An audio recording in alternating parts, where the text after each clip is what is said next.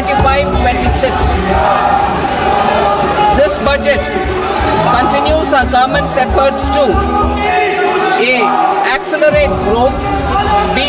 Secure inclusive development, C. Invigorate private sector investments, D. Uplift household sentiments, and E. Enhance spending power of India's rising middle class. Together, we embark on a journey to unlock our nation's tremendous potential for greater prosperity and global positioning under the leadership of Honorable Prime Minister Shri Narendra Modi.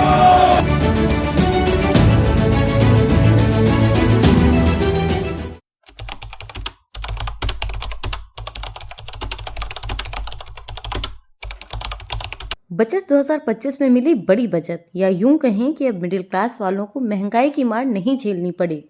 नमस्कार दोस्तों, आपका स्वागत है भारत जनता news पर। वित्त मंत्री निर्मला सीतारमण ने budget 2025 में मिडिल क्लास को सबसे बड़ा तोहफा दिया है। केंद्रीय वित्त मंत्री निर्मला सीतारमण ने कहा कि अब 12 लाख रुपए तक की सालाना आय वाले लोगों पर कोई टैक्स नहीं लगेगा। ये बजट विकसित भारत के लिए महत्वपूर्ण कदम है। उन्होंने कहा कि यह बदलाव नई व्यवस्था में किया गया है, जिसमें पहले 7 लाख रुपए तक की आय पर टैक्स नहीं लगता था।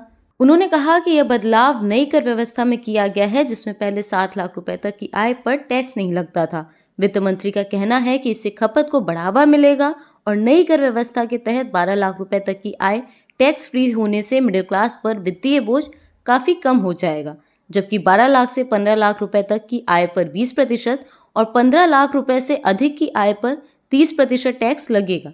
इसके अलावा बजट पेश करते हुए वित्त मंत्री ने कहा कि इस साल टीडीएस की प्रक्रिया को आसान बनाया जाएगा और सीनियर सिटीजन्स के लिए टैक्स छूट दुगनी की जा रही है। उनके लिए अब ब्याज पर छूट 50,000 से बढ़ाकर 1 लाख की जा रही है। यह बदलाव मिडिल क्लास वालों के लिए बड़ी राहत है। इसके अलावा बिहार में इस साल चुनाव होना है, जिसके लिए सरकार ने बजट में बिहार के लिए ग्रीनफील्ड एयरपोर्ट, पटना में आईआईटी का विस्तार, मखाना कृषियों के लिए अलग बोर्ड का निर्माण और मिथिलांचल में बाढ़ से बचने के लिए नई योजनाएं बनाने का ऐलान किया है। इसके साथ ही इस बार के बजट में वित्त मंत्री ने किसान क्रेडिट कार्ड के तहत मिलने वाले लोन की लिमिट 3 लाख से बढ़ाकर 5 लाख रुपए करने का ऐलान किया है। इसका फायदा लगभग 7.5 करोड़ किसानों को मिलेगा।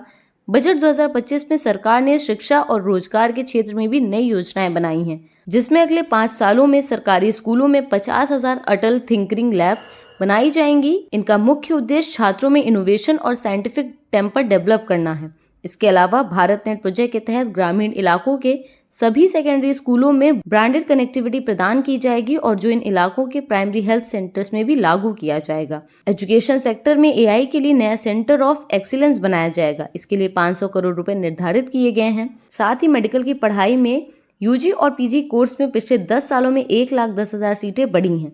इसको देखते हुए सरकार ने मेडिकल कॉलेजों और हॉस्पिटल्स में 10,000 नई सीट जोड़ने का ऐलान किया है। इतना ही नहीं, सरकार का लक्ष्य है कि अगले 5 सालों में 75,000 मेडिकल सीटें बढ़ाई जाएंगी।